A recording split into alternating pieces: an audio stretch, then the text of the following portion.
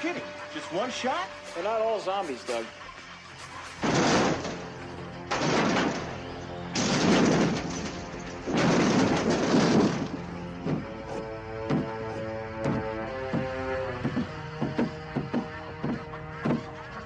How do you fight this thing? Maybe we could drown it in A1 sauce. Well, sometimes that is better.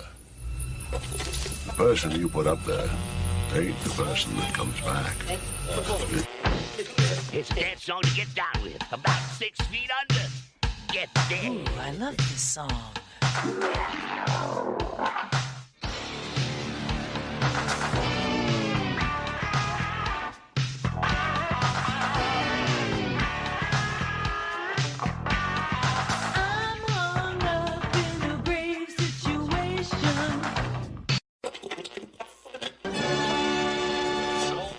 And now we come to the thrilling final episode of our radio drama. Hello and welcome to episode 221 of the Rotten Reviews podcast. Thank you everyone for showing up to another new episode. It is 7 a.m. at the point in time when we're recording this episode because I just felt like getting it done nice and early because I want to get done before everyone gets moving with their day, and hopefully my dog will stay quiet long enough for me to actually record this podcast and not bark at every single person that walks by the window outside because there's a sidewalk right beside it. But we'll have to wait and see. Editing this one might be a fun one, but who knows. Hopefully everyone's had a great week. Thank you everyone for listening to last week's episode. I know it went out actually a little bit later in the day. For some reason I had it uploaded and scheduled to go out at 5 a.m. like it usually does, but for some reason it never actually dropped, even though it said it was scheduled for 5 a.m. and the date and everything was right. I have no idea what was wrong with the podcast posting app there. My bad, but at least it still came out Saturday. It was just more or less 7 p.m. at night when I noticed that it actually didn't go live because I was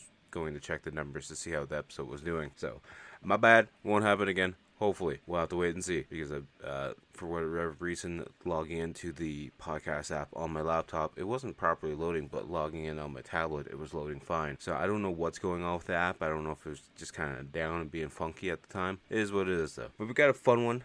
Hopefully a fun one. I haven't actually watched the podcast movie just yet, but hopefully it's going to be a good one. It looks like it's going to be a fun one. But before we do get into that, let's do a little bit of housekeeping. Housekeeping? I think you're sleeping. Housekeeping? Could you come back in an hour? Housekeeping, you want towel? More towels. Need sleepy. Housekeeping, you want mint for pillow? Please go away. Let me sleep for the love of God! Like we like to do every single week. If you guys could, if you're listening on Spotify, drop a star rating on it.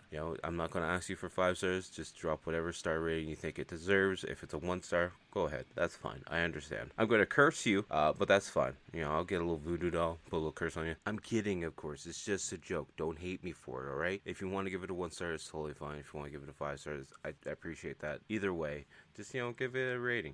The better the rating, obviously, it helps out more, pushes the podcast out there a little bit more. At the end of the day, we're just trying to get the podcast higher up in the rankings, and we're just trying to get more people to check out the episodes and build a community. That's the end goal for everything. It's just build a community of like-minded people that enjoy all the weird same things that we enjoy. If you're listening on Apple or iTunes, whatever it might be, because I'm not an Apple user, feel free to leave a review. Leave a comment on the episodes if you can. I don't know if you can. Like I said, I'm not an Apple user, so I don't really know. If you're on CastBox, I don't know what you can do on CastBox. It's been a while since I actually listened to it on CastBox. If you're listening on YouTube, leave comments, leave a like, hit that share button. I appreciate it. I appreciate everything you guys do. If you could just share the episode in general, that actually does help out a lot. Getting it out there to more eyes and ears does help out. I don't know why I said eyes. There's no actual video aspect to this podcast, and there probably never will be, but that's besides the point. And if you guys could check out, all my links are down below. You can find me on all social media accounts. We're on Threads, we're on TikTok, we're on Instagram, we're on Facebook. We got the Facebook art page. Go check that out. The Instagram's art page as well. If you want, go check out the YouTube channel. The links are down below. Like I said, we have the weekly game video that drops every single Wednesday. We've been doing live streams over there as well. I have very short videos that go out almost daily at this point in time, and there's just a bunch of extra content. There's old episodes of the podcast up there as well if you want to watch them all kind of. It's not in order by any means. I didn't start from episode 1. I don't know why I didn't, because it was kind of just an afterthought of actually doing the podcast in a picture format on Instagram. It's like a static image, but nonetheless, it's on there as well. But yeah, if you guys do go on YouTube, make sure to hit the like buttons on the videos that you're watching or listening to. Hit that subscribe button, turn on the bell notifications. That way, if you want to get notified every single time we post a new video or if we go live. There's also the Twitch account as well, where we've been going live over there every now and then as well. So there's tons of extra content, all for free, I will say. All for free. And then once we do hit 1,000 subs on the YouTube channel, I'll be giving away some free artwork. So definitely go check it out. Hit that subscribe button, and yeah. With all that being said, let's discuss the movie at hand a little bit. We are talking American Yakuza from 1993.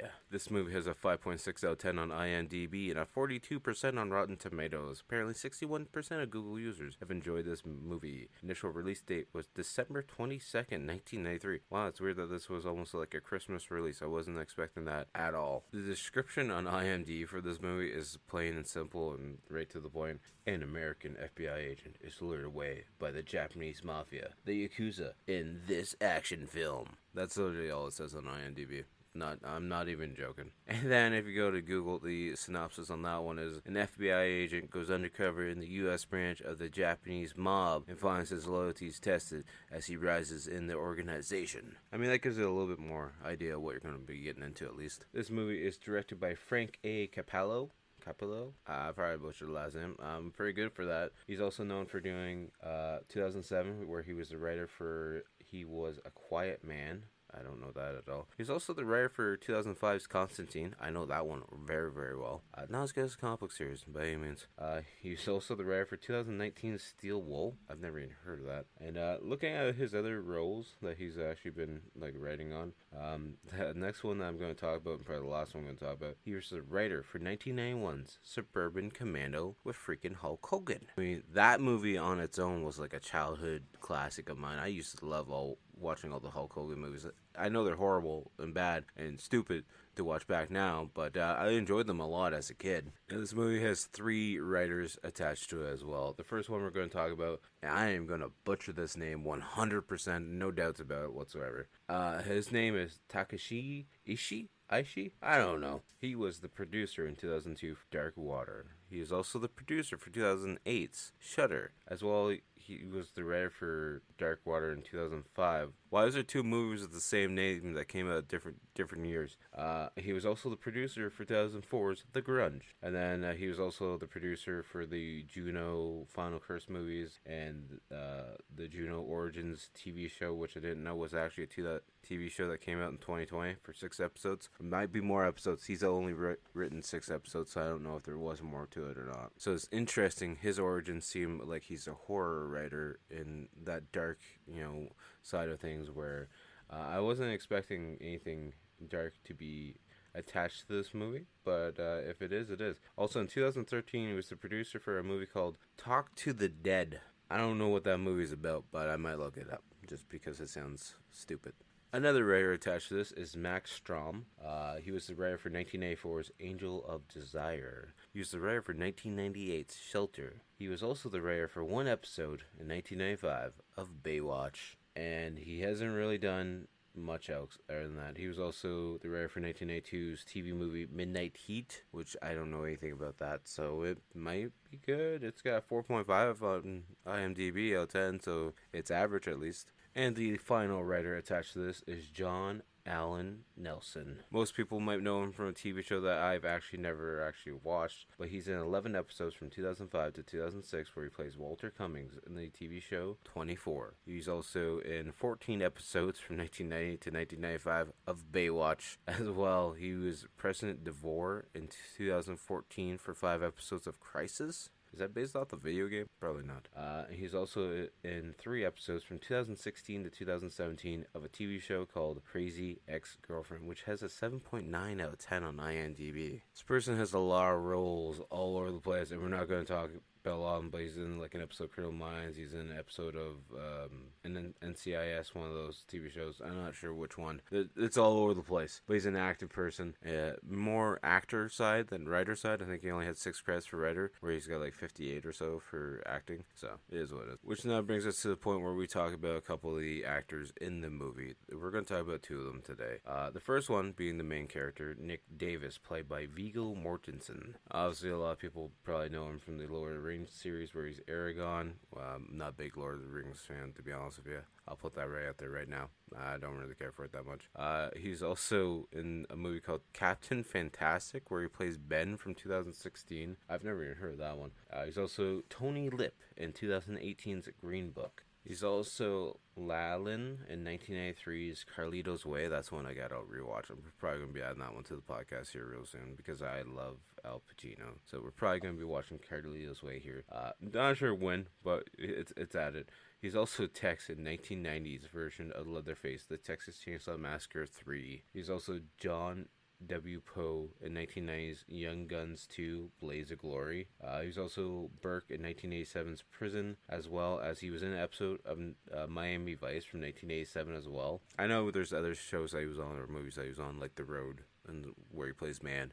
And I forget the year that movie came out, but I like looking back at the older stuff because that's the kind of stuff I enjoy a little bit more. And the next person we're going to talk about in the movie is a character called Shiji Sawamoto, played by Ryo Ishibashi. I probably butchered that. Sorry if I did. It is what it is. So he's best known for being in 2007's movie called War, where he plays Shiro. He was in 2004's The Grudge, where he played Nakawaga. He's also in The Grudge 2, where he obviously playing the same character in 2006, as well as in 1999 he was in a movie called Audition, where he played Shigeharu Amoya. He's kind of got one of those faces where he looks like he'd be the typical 80s bad guy, but I scrolled through his movies quickly, and none of them really caught my interest as movies like that I remember watching as a kid. But he seems to be in a lot of Japanese TV show and action movies as well. Just I can't pronounce half the names of them, so I'm just not going to go into detail about them. It is what it is. This movie's tagline is, "The mob has a new enemy." Straightforward and right to the point, I guess. No bullshitting around that point. After that, there's not much to say about. It was mainly the film location is Southern California. It doesn't really say too much more. And the runtime is, like I said, I'm not sure if I said it actually earlier or not. It's 1 hour and 36 minutes, so it's a fairly quick movie. I like the movies that are around like 1 hour 36, 1 hour 40. 2 hours is decent. Anything that's pushing over 2 hours, I probably won't do on the podcast just because it's a hassle to me. It seems a little bit too long to do for the podcast. If you guys want movies that are longer than that, feel free to let me know down in the comments below, and maybe I'll pick a couple. There won't be a lot of them by any means, but maybe we'll watch a couple. And like I said, I usually list or talk about the older movies like the 80s and 90s, so you're not gonna find a lot of movies over 2 hours. I don't feel like back then, so it is what it is. But yeah, if you guys want some newer movies that run a little bit longer, let me know down in the comments below. But with that being said, we're going to get into the podcast at hand right now. I usually say it a little bit earlier, but I didn't get around to saying it yet. If you guys don't want to be spoiled on a movie that came out in 1993, feel free to pause it now. Go watch it on Amazon Prime because you can watch it there for free. And then hopefully you'll come back and listen to me talk about the movie. Or just sit back, relax, listen to me talk about the movie. Listen to my dog whining in the background because there's probably another doggy outside that he wants to go play with. But that's besides the point. Hopefully you guys will enjoy this episode. Hopefully you'll stick by through it till then. Hopefully there's not a lot of dog whining in the background. We'll try our best to edit that out. That's what happens when you do a podcast episode and the dog's sitting right underneath your desk. It is what it is, though. We got focus. That's a hard part right now. But like I said, if you guys don't want to be spoiled on a movie that came out in 1993, feel free to pause the episode now and get back to us in a little bit, or just sit back, relax, listen to me talk about the movie, and it'll either make you really want to watch the movie, or you'll just be like, you know what, I'm good. I spent enough time listening to this dumb talk about it. But yeah, get some snacks if you're at home. Hopefully you can relax, just munch on whatever, nibs, Doritos. They got some good flavors, new Doritos, some Thai style Doritos. Go check those out. Not a sponsor by any means. Never will be. But yeah, if you're at work, hopefully this helps you get through the day. And if you're listening in your car, make sure to keep your eyes on the road, not the sidewalk, not the ditch, the road. All right, and we're going to get started on the podcast episode right now. Presents Saturday Night at the Movies, the television series which each week brings you the finest in recent motion pictures. Tonight,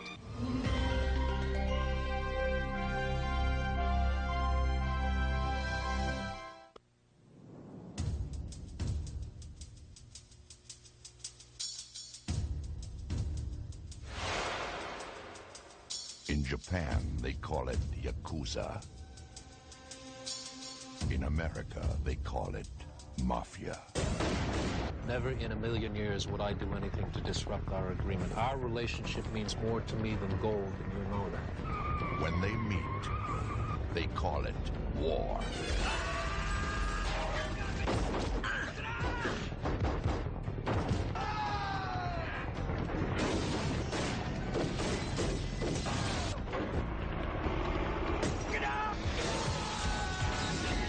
You're supposed to be helping us bring these guys down. You know, you told me to get in deep.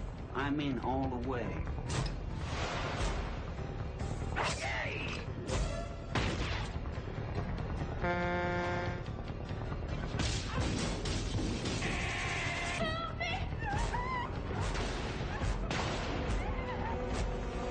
How can you sit back and let innocent people get slaughtered?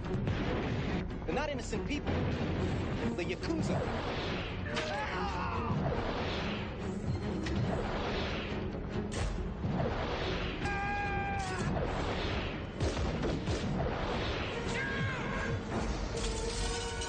Viggo Mortensen, Ryo Ishibashi, and Michael Nuri.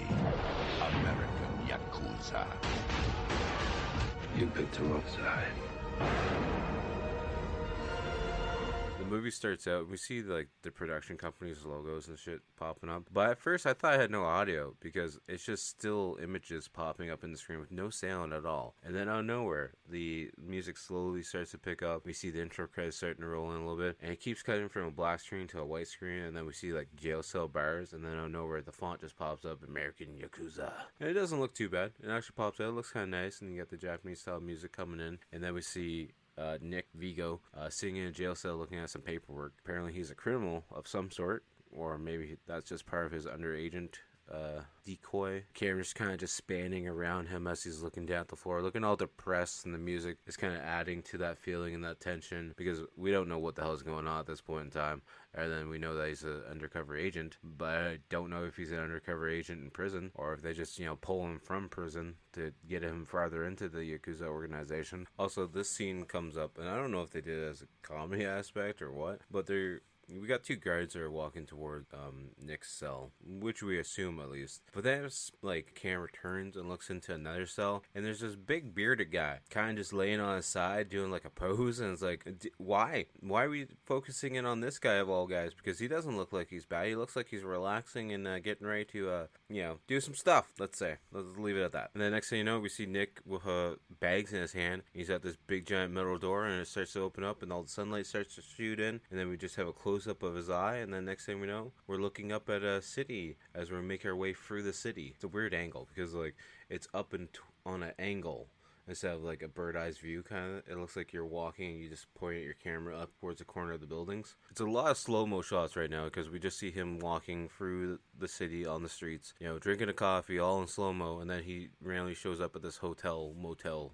looking building. He walks up to the clerk, gives him enough money for a week's stay at the motel, and then he looks behind him and there's a room already right there, and there's a prostitute getting ready to do her business inside there because, you know, she's got her top up and we see her bra, and he just looks back at her and she slams the door in his face almost, and yeah, he just takes off to his room upstairs. I believe it's the next day. We see this dock factory area where we see a bunch of people, you know, delivering crates around on forklifts, and then we see Nick in the office for an interview. And one of the questions the guy asks is like, "Hey, you ever been in prison?" He's like, no sir, never been in prison at all." And then next thing you know, we see him driving a forklift and working. I guess they don't do background checks or check anything at all because they would know he was in prison, but I guess it doesn't really matter. And we see Nick getting ready to clock out because, you know, he had a nice hard day of work. And where they clock out, there's an office on the other side of a giant glass wall. And there's this Japanese lady in there, you know, setting up a floral arrangement. And he's awestruck by her. He's like, "Oh yeah, I like how you touch those flowers. I like how you put those flowers in that corner of that room there, lady." We've got very odd pacing for it so far, and the music is very sad and lonely because we then see him like at the motel just laying in bed staring at the ceiling, and then it's already Friday the next day at work, and he's, back to whipping his forklift around. Now he's moving some boxes. First time he was, moving some compressed cardboard. And then we see these big ass black, I believe maybe Cadillacs pull in. Definitely the mafioso cars, Yakuza cars, I should say, because it's a Yakuza movie. And then we see this Yakuza guy getting out of the one limo, and of course, Nick looking over, being a little bit nosy. Probably shouldn't be, just looking over, but then he's like, I gotta climb on top of my forklift to fix some of these boxes. And as he's fixing the boxes, he sees a bunch of guys making their way through the skids with guns ready. He's like, I don't know if I should be working here. But then he climbs on top of the skids and yells, hey, and that gets the attention of the other Japanese guy. And then that gun shootout starts happening. Then this one Yakuza guy just picks up a Tommy gun and just starts lacing everyone around. But then this white guy pulls up a shotgun and just blasts him in the chest, and the Yakuza guy goes flying through the business window. This was within the first 20 minutes of the movie, so there's not really a lot of characters we can talk about because we don't know who everyone is. But at one point in time, their car shows up and starts shooting at the Yakuza guys, and then Nick is standing on top of the crates, so then he decides to push a skid down on top of the car. It pretty much crushes the roof of that car, and that car slowly starts to drive away. But then Nick decides to jump into his forklift, and he actually forklifts the car and pushes it out this big bay window, and it falls outside the warehouse. And then next thing you know, Nick's getting shot at, but he steals a gun from one of the other guys, and then he starts shooting the other white guys to kill them, because, obviously they're shooting at him, so you might as well shoot back. And we got this cool action scene where this black car is chasing him down in the warehouse, and he jumps into a wheelie bin to move supplies around, and the car is pushing that wheelie bin, so he pulls out double pistols and just starts lacing the windshield. And then Nick meets up with one of the Yakuza guys. He's like, who are you? Who sent you? He's like, I just work here. I'm going for the Lincoln now, okay? We need to go for the Lincoln car. Anyways, Nick is able to drag this Yakuza guy to the Lincoln car. They both get inside of it. Of course, to cover himself so he doesn't get shot, he bends over and turns the car on and just uses his hand to floor it, and he's just driving straight, hoping for the best. And while he backs all the way out of the building, and then he's looking around being like, this is an interesting day at work now that we're out here where the sunlight is. And then we see them in a random room where this one guy is healing up the Yakuza guy that Nick just took from his job site. And he's like, he'll be okay. It's almost nicked the main thing, but he'll be okay. Just don't worry about all the blood all over the room. And then the doctor guy is moving the Yakuza guy to the side. He'd be like, wow, that's a really big ass tattoo. That's the biggest tattoo I've ever seen. The guy surely isn't afraid of any needles. And Nick's like, would you stop looking at it? What's the point of it? How long till he wakes back up? That's all I want to know. Then it comes to the payment time where Nick's got paid, the doctor guy that showed up, and he's like, yeah, it's gonna cost you $200. He's like, well, all I got is $30, so you can take this $30 and I'll pay you the rest when I get paid next week. He's like, how about you give me the ring, or I call 911, because he really wants the ring that's on Nick's hand. But of course, Nick won't give it up because I'm pretty sure it's his dad's ring, and that's the only thing he has left other than one family photo. And then a little fight ensues, and Nick almost puts the doctor guy through the wall. Then we see the Yakuza guys showing up at the motel and breaking down the door of Nick's room to get in to check on their buddy. Even though Nick, the Yakuza guy kind of woke up and just started mumbling a number. So I'm assuming Nick called it, and that's his buddies to show up to, rescue him. Even though the buddies thought it was danger, but Nick was keeping him safe the whole time. So they broke down his door for no reason. Obviously, all the Yakuza guys leaving the motel and getting back in their car, and obviously they have their leader with them as well, the bed. And Nick's been watching the whole time from a little restaurant across the way. And he's not too concerned that they just went in there, broke out the guy, and left. And then we cut back to the factory where we see someone on the ground trying to scrub up all the blood that's on the ground. And then, of course, Nick's going to clock in, and one of the managers comes over. He's like, pick up your check inside. You don't work here anymore. And Nick's like, was it something I said? And the guy's like, we don't hire ex-cons. He's like, oh, wow, you finally looked at it, huh? Finally looked into his background history. Good for you, bud. And as Nick's walking through the office to go to the room where he needs to pick up his paycheck, he hears some Japanese people talking. So he peeks in the door, that even though the door says private, and it's the main guy who's like, I think his name is Shingi. He's like, come on in. Will you take a drive with me? He's like, oh, yeah. I'm free. I don't have a job anymore, so I might as well go for a car ride with him. And of course, Nick is trying to talk to the guy, and he's like, excuse my English. He's like, yeah, words are a little bit overrated anyways. He's like, yeah, I agree. And that's when we find out Shugi. I'm assuming it's Sawamoto. is the last name of this character. I believe that's Ryu Ishibashi that we talked about in the beginning of the movie. Anyways, he hands over the ring because he went and got the ring back for Nick. Because during that scuffle, Nick actually did give the ring to the medical guy because he's like, if you call the cops or anyone, you're going to be in a lot of trouble now. So just take the ring and shut up and don't say a damn word. But anyways, then the car is showing up to this random spot where they're pulling a guy out of the trunk and they just start kicking the crap out of him as he's down on the ground. And they're at this like construction site of some sort. I'm not really sure what kind of construction site it is, but a bunch of the workers are a little bit confused and they're watching on being like, oh, what the hell's going on here, guys? And then we see Sawamoto and Nick getting out of the car and they're staring at this guy that's down on the ground while one of their other henchmen has a noose in his hand. And Nick's like, what's going on here? And Sawamoto's like, he's a traitor. We have to get rid of traitors. Sawamoto goes to talk to the traitor. He's saying that, it wasn't me. I had nothing to do with it. I didn't do anything at all. And then they put the noose on him and start choking him a little bit. But the other end of the noose is open, the part that would hang from a tree. And there's a wood chipper working in the background. So they decide to put the loose end of the rope inside the wood chipper. As the rope gets fed through the wood chipper and gets closer and closer to the guy getting pulled into the wood chipper, one of the henchmen has a samurai sword and cuts the rope to save the guy, because that was their whole plan to begin with. Sawamoto comes over to him. He's like, you are really brave, and I'm sorry that I have to put you through this. I regret everything that I'm going to have to do. And the guy's just like, I regret it too. Please don't kill me. And then as Sawamoto and Nick are getting back into the limo, Sawamoto's like, all we ask is honesty. That's all we ever ask for. If you're not going to be honest with us, then we can't work with you at all. And then as the limo's driving away, we see one of the other henchmen just pull out a gun and shoot the guy point blank. I guess putting him through the wood chipper would have been a little bit drastic. Probably a little bit harder to cover up all the evidence as well. Then on the limo ride back, we see Sawamoto asking Nick if he wants to be, one of his workers, because he wants him to work with him, because if it wasn't for Nick, there wouldn't be a Sawamoto at this point in time, because he probably would have been dead. And that's when they're then going to meeting with Dino Campanella. Probably butchered that last name, even though I just heard Sawamoto say it itself. Anyways, we see Sawamoto going over to have a meeting with Tino, and he tells Nick to get back in the limo because there's a rifle in there that you can put a scope on. He's like, you know how to use it?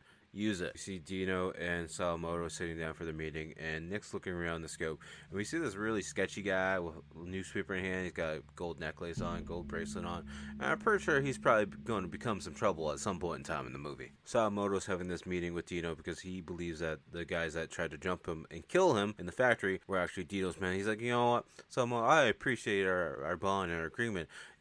I wouldn't backstab you at all. You should know better than that. I'm a man of my word and my honor. And Dino starts getting all pissed off. So then Nick puts him into the sight of the scope. So then they end the meeting, but nobody gets shot. So then Nick's like, so how'd it go with Sawamoto? He's like, it was him. It was definitely him. I can sense a liar when I see it. He's like, so what's next? And then they're all going to eat. And I thought they were going to go eat at a restaurant, but they're eating at this giant-ass Japanese mansion.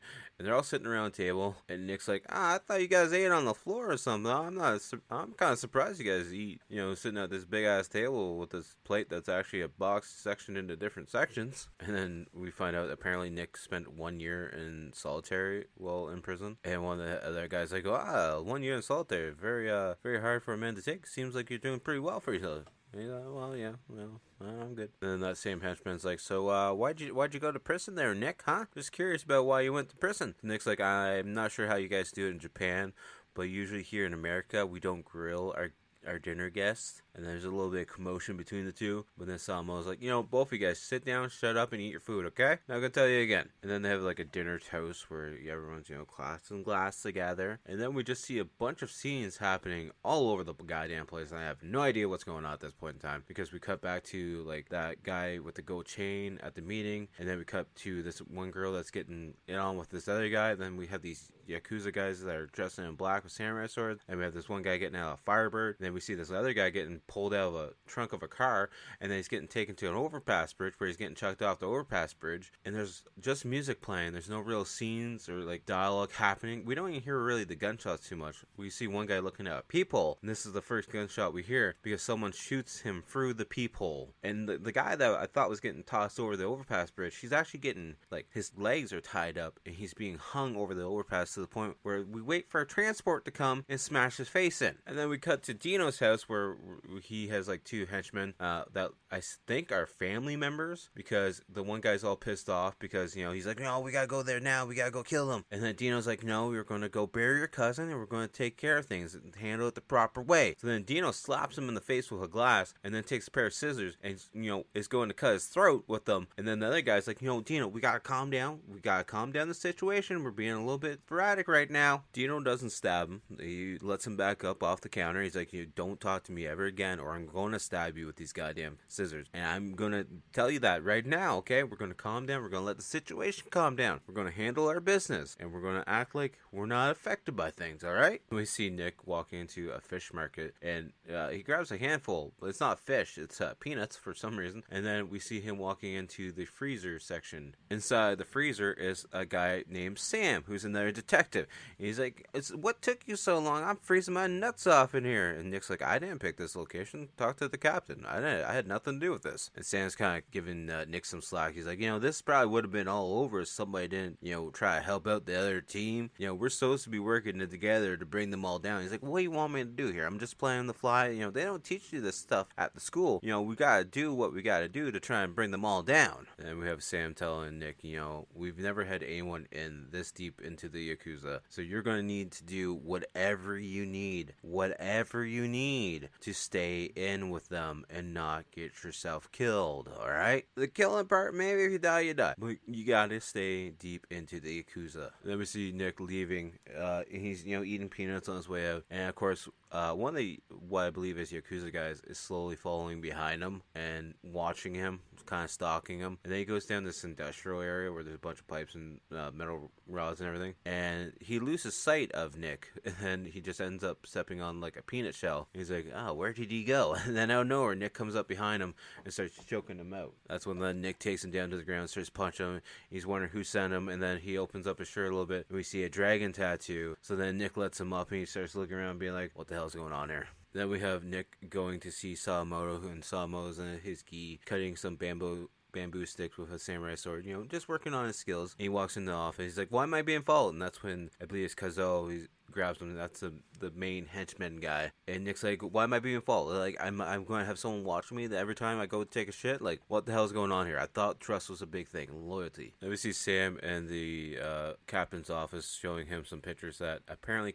Dino sent to him directly, because they're like, hey, this is what the Yakuza did to my men. I just want you to know what you're walking into. He's like, pretty weird that the one gang is helping show us what's going on with the Yakuza attacking them because they're little bitches. And of course, the captain doesn't really know if he can trust Nick at all. And Sam's like, you know, I start with him. You know, he'll run through a wall to save one of us. You know, I 100% trust him and that he's not going to screw us over. I feel like having him as the undercover agent in the Yakuza is our best option. And then Sakamoto's like, come on, Nick, we got a job for you. He's like, what kind of work is it? He's like, it's going to be an easy job. They open up a giant crate and there's a bunch of different handguns inside. He's like, pick one. It's like, easy job, huh? Don't you have someone else to kind of do this work usually? He's like, he's not Yakuza anymore. Then we see Nick getting into a truck in the passenger seat, and apparently he's going to be back up on this delivery mission, I'm assuming. And I believe the driver is Kazuo, the secondary, you know, henchman guy. But then there's also two other guys sitting in the back. And so as they're driving this white panel van down, all the guys in the back are singing, and Nick's kind of just rubbing his head, being like, wow, what did I just get myself into? At least, I think the two guys were singing in the background. It was really loud, so maybe it was just the radio being really loud and overpowering. But anyways, they get to the destination where they're going, and the Yakuza guys all get out, and Kazuo tells Nick to stay in the van, so he does. He decides to change the radio station, though, because he doesn't want to listen to Japanese music. Understandable, I guess. And within, like, 2 seconds later, the Yakuza guys all jump back into the van, and they put whatever they grabbed inside this cooler that's in between the seats. And then Kuzo's like, nah, I ain't listening to this. So he changes the music back, and they start driving to the next location that they need to go to. So now that they're at their second location, as the Yakuza guys all get out, Nick decides to pull the cassette tape out of the van's cassette player, and then he takes the reel inside of it and pulls it out and starts wrapping around the cassette tape. Then when Kazuo gets back into the van to start playing his music again, it plays for 2 seconds, and then the tape all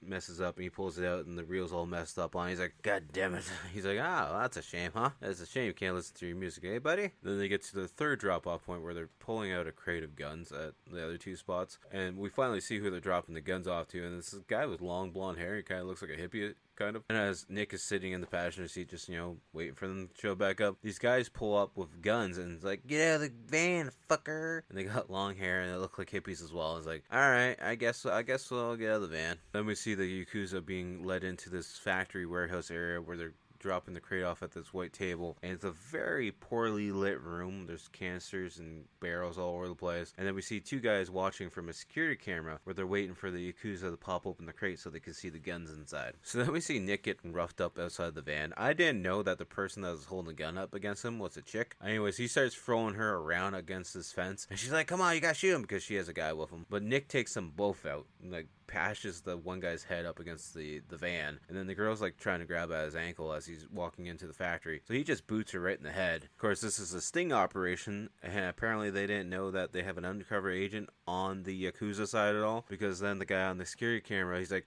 Mike, it's a go, it's a sting, let's go. And that's when Mike the hippie guy pulls the gun out on Kazoo and the other Yakuzas, and then Davis comes in, he points the gun at Mike, he's like, drop the gun, and then FBI agents come in. Davis is like, shit, what's going on here? And then of course a gun shootout happens, and then we see a bunch of bullets going all over the place, and Nick is shooting back, but he's not shooting to kill any of the FBI agents. He's just like shooting them in like the back of the leg or the kneecap to drop them down to the ground, essentially. And we see one of the Yakuza guys, he's double wielding pistols, but he just eats shots in the chest. He gets shot like 4 or 5 times directly in the chest, and that's pissing off Kazoo or whatever the main henchman guy is. And he's like, I'm gonna kill them all, I'm just gonna kill them all. So then Nick is telling Kazoo and the other guy that's left to go at the back room and get out of here, and then as they're leaving, he watches them run out of the building. Nick's like, you guys, stop firing. Quit, asshole. I'm an undercover FBI agent. And they don't believe him at all.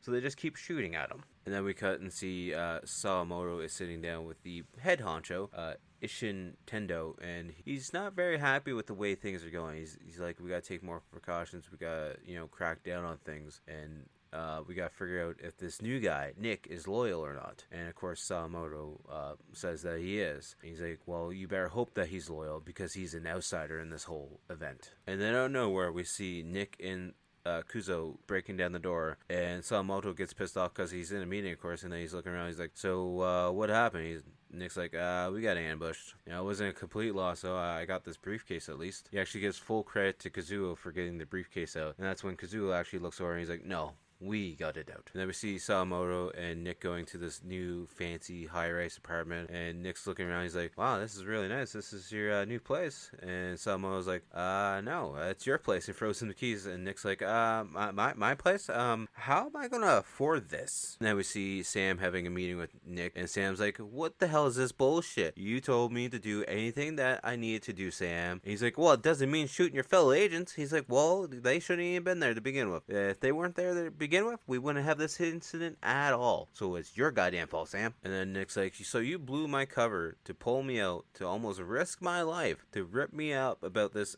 security camera footage because I wounded one of our fellow guys. You told me to do whatever it needed to be done. Stay in the Yakuza. And Sam's like, no, I'm here because Littman wants me to know if you've gone rogue. He's like, well, you can tell Littman whatever you want because I don't care. And Sam's like, no, I'm going to tell him you didn't go rogue, right? Correct? He's like, yeah, whatever you say. Then Nick gets home and he sees Yuko, the girl from the office that he was kind of ooh and ahhing over, and she's in there and she's like, Sawamoto sent me here to try and fill any emptiness. And he's like, how are you going to do that? She's like, I'm an interior decorator. He's like, oh, okay. Let me just clean up all the pizza boxes and the empty beer cans and stuff. I don't know why they're here. And then we see Dino and I'm assuming one of his nephews, maybe Nick or Vic. Vic is his name. My bad.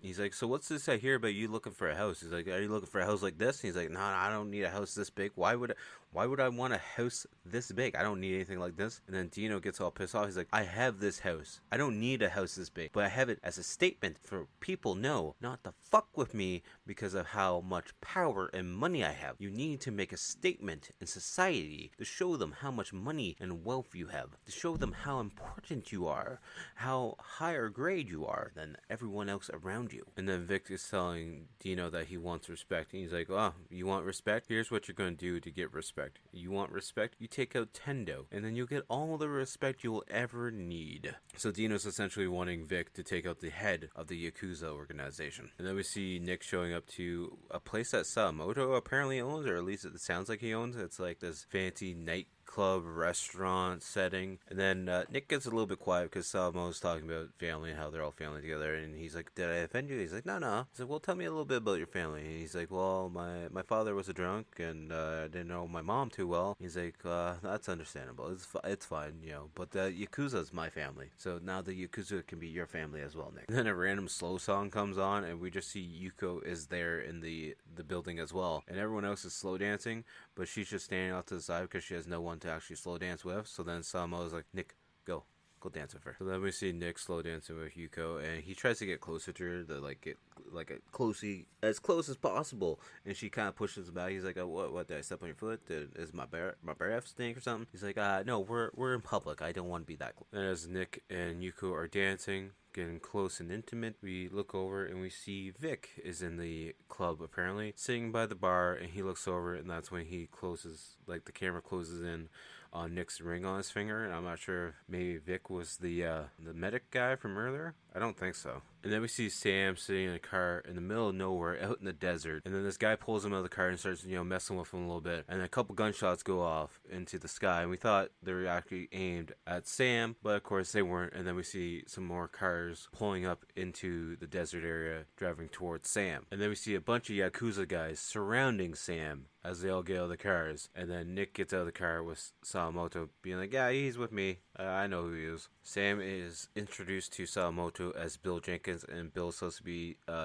Nick's friend who works at the border, because apparently Nick was saying in the club that he used to do a little bit of selling over across the border, and that this was his connection to get across the border with no issues. So he's like, I could move a whole herd of elephants through the night shift, as long as I have enough capital. And he's like, so where are we moving? And so Sakamoto's like, I'll let you know once the time comes. And then they all just load back up in the cars and drive away, and he's just standing there being like, alright, I don't think I'm going to die yet. So then Sakamoto's like, he's very nervous. And Nick's like, it's a big opportunity. Anyone would be nervous. And then Sakamoto's like, are you sure about him? He's like, absolutely. He's like, fine, I am sure about him as well then. Then we cut and see Kazuo, whatever the guy's name is, taking Nick to see Sakamoto, and once they walk in the front door, there's a whole lineup of Yakuza guys, and then Sakamoto walks in the picture and be like, Nick Davis, will you attend this with us? And then we see them in a dojo setting room where they're all crouching down, or kneeling I should say, in front of Tendo. This whole ceremony is to bring Nick in as an honorary Yakuza member, and that the Yakuza will be his family, and they will always stick with him through whatever happened. Then as this whole ceremony is going on, we also see it cuts back to Dino, who's making a deal with someone else outside somewhere. I'm not sure where exactly, but they're making a deal for something. Probably for a hit. Then some weird scenes kind of happen. We see Nick out in some grassy looking area, but it's still in the city. He's buying a random single rose off a lady while looking at the old picture of his dad. And then a yellow car pulls up, and they literally tackle him and throw him into the car, and he drops a rose. And next thing you know, we see him getting pulled into Captain Littman's office, and apparently everything's over because he's gotten in too deep. And that's when Sam's also in the office. He's like, we got word that Dino is planning to hit the whole Yakuza family, and we need to get you out of danger so you don't actually get hit. And Nick's like, so what are you going to do about this? What are we going to do about Dino? He's like, well, we're not going to do anything. We're just going to let them, cancel each other out. And apparently this hit's going to go down as soon as possible. They don't know exact date when it's going to happen, but it's going to be within the next probably couple hours for all we know. And then Littman wants to shake Nick's hand for his service, and Nick just leaves the office like, I ain't dealing with this shit. I'm going back to the Yakuza. Nick's going to get in his car, and Sam stops him. He's like, hey, I know you're being a little bit brash, but here, Littman gave you this plane ticket to go to Hawaii. it's for your own safety. Even Dino thinks you're part of the Tendo family, so he's gonna hit everyone associated with the Tendo family. So we just want you to be safe. He's like, yeah, thanks. Yeah, I appreciate it. Then we cut back to Nick's big fancy apartment where Yuko's sitting on the counter, cutting out some shapes because she's a interior decorator, of course. And someone comes in. She's like, Nick, is that you? And then it cuts to Yamamoto's office where he then sees the light from underneath his door disappear, and one of his henchmen is standing in front of the door. He just gets laced by bullets coming through it. And then he hides underneath the desk, and the guys break into the room, but they don't check anywhere else. They don't even check the room at all or underneath the desk. They just see the henchman dead on top of the desk, be like, the room probably is empty. So then we cut to Nick, who's showing up at his apartment. He calls for Yuko, but she doesn't answer him at all. And then he's looking at a vase, and he sees the reflection of somebody. So then he turns around, shoots that guy, and then next thing we know, we see Yuko being dragged away by another guy. So then he goes to rescue her, but then behind the shade, we see the gun go off and blood go all over the place, and we see glass breaking, and next thing you know, we see Nick holding the bad guy outside the window, and I'm assuming he just drops him, because the next thing we know, we see Nick holding Yuko, who's clearly looking dead, on the ground. We see Nick showing up to Sawamoto's home where everything's dark and he doesn't see or hear anyone, and then he hears another car pulling up, so he rushes out to the driveway, pulls his gun out on the car, and of course it's just Sawamoto showing up, and there's no talking between each other. Nick is covered in blood, and then they go into the house, and Sawamoto is looking up the stairway, and there's just Yakuza dead all over the place. Dino must have hired some kind of strike force, because I'm not sure how all these Yakuza guys all died in the exact same spot, just going up the stairs inside the home, because they're just dead all over the place. Then we get to the top of the staircase, and that's when we see Tendo hanging from the ceiling by his arms, and his legs have been cut off with a samurai sword that's still left on the ground. And then they go over, and we actually hear some sounds happening, and it's Kuzo, who's still trying to hold on to life, but he's choking on his own blood. Sadamoto is now saying he's going to go kill Dino, and Nick stops him by speaking Japanese to him. He's like, yes, I do know how to speak Japanese, and I am working with the FBI, and I don't want you to do this to yourself. I want to help you. And then we cut and see Dino doing a speech saying, how the American drive is what still is the strongest thing, and that we're going to drink from the enemy's cup and eat from the enemy's plate. And then we see this paper bag being dropped off a spot, and then we see these shoes coming out of the paper bag, and we assume that they're Tendo shoes, and Dino picks them up, and he's smiling as he's got a cigar in his mouth, being like, yeah, it's a job well done. So then we see Vic sit down beside Dino, and of course they're sitting in Sadamoto's club, and then the music starts to play, and they start drinking all their alcohol, and of course they also have Sadamoto's love interest pretty much tied up. And then we see one of the henchmen of Dino going to clean the shoes that were worn by Tendo, and then out of nowhere Sadamoto comes up behind him and just stabs him with a samurai sword. And then we see Nick there holding 4 guns, being like, here, take 2 pistols, let's go kill some people. And then we see Nick and Sadamoto coming up behind the bar, because they're in that back kitchen area, and they just pop up and they tell Sadamoto's girl to get down, and then they just start blasting everyone inside the bar, and we just see a bunch of Dino's guys just all dropping to the ground. And then we see Nick jumping the bar to go save Sadamoto's girl as he takes her out to safety as he's fighting off these other guards, and Sadamoto and her have a little look together, and then we see Sadamoto just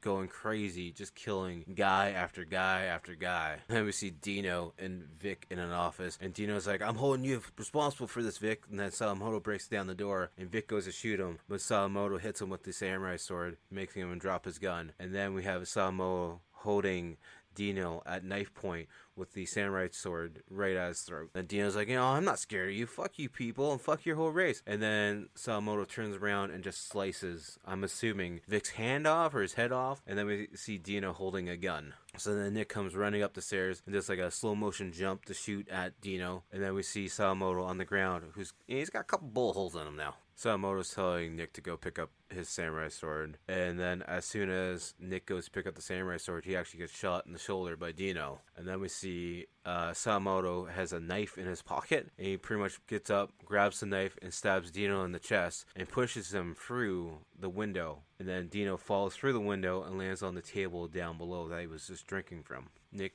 grabs Sadamoto before he falls out of the window, and they're both on the floor together, and Sadamoto actually dies as soon as Nick says he's sorry for everything that happened. We see Sam and a bunch of other FBI agents coming into the building, and Sam slowly making his way up the stairs, where we'll find Sadamoto and Nick, of course. And as Sam is walking up the stairs, we see a very bloody, beaten up Nick carrying Sadamoto down the stairs. This slow, sad music starts to play, and then we see Nick slowly walking through in slow motion through the whole debris of everything in this building, still carrying Sakamoto. He's struggling, he's had a rough day, but he's still making his way through. Then we start to pan in on his face as we see him struggling to carry Sakamoto, and then it slows down more, the screen just fades to black, and then the outro credits start to play, and that's the end of the movie. And like I said, I enjoyed this movie a lot. I thought it was really well done, and it's definitely got more Yakuza ties in it than the last movie, so that's a plus on my book. On the Rotten scale, out of 10, I think it has some good action. It's got some good kills. It picks up at the end, definitely, for sure. But on the Rotten scale, I'm going to give this one a 6.5 out of 10. I think it's well worth the watch. So definitely, if you're into 90s action movies or Yakuza stuff, definitely go check it out. Like I said, it's free on Amazon Prime. So this brings us to where we're going to pick what we're going to be watching next week, and we're going to keep the 90s action movies going because I saw Dolph Lundgren's in this movie, and I just feel like watching a Dolph Lundgren movie, so don't hate me for it. We're going to watch from 1999. Stormcatcher. I know nothing about this movie. It's their first time watch, so hopefully you guys will check it out. It's free on Amazon Prime as well, so definitely go check it out. We're on a little bit of a Prime kick at this point in time. It's just easy. There's a ton of movies I haven't seen, so might as well just find one that kind of interests me by the plot and go with it. So as always, if you guys could check out the links down below. Go check out the outro band, trial-based horror band Blood Opera. Like I said, all their links are down below. Find them on YouTube, Instagram, Facebook, SoundCloud. The main thing being Spotify. Definitely go follow them on Spotify. Like their music, share it, all that other cool stuff. They're a great group of guys, so definitely go check it out.